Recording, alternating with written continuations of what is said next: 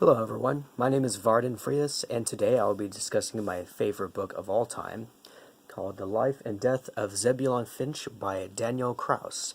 This is the second volume in the installment of the series, of a two-part series. The first is called, this one is called Empire Decayed, and the first one is Edge of Empire.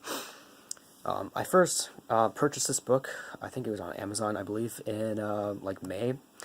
And I finished it in the middle of July. It took me a very long time to finish it because, I mean, look at this thing. It's like, it is enormous if I can get it in my graph there. It's about roughly 800 pages long. I'm not a very quick reader, so it took me like quite a long time to actually read it. But I enjoyed it thoroughly. It was an incredible book in every sense of the word.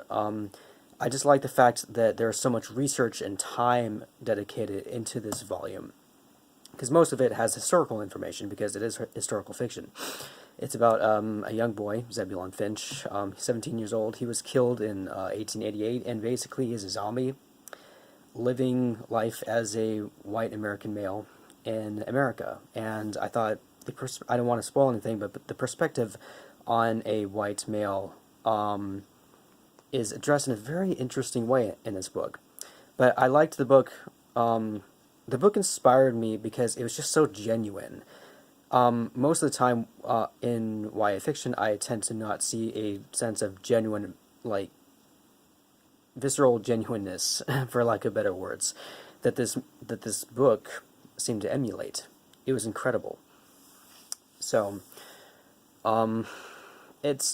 it's pretty difficult for me to be so inspired by any sort of media because I have very explicit tastes, and I tend to not like, oh, I like this just because I like it, you know. So it says a lot when I like something to this degree.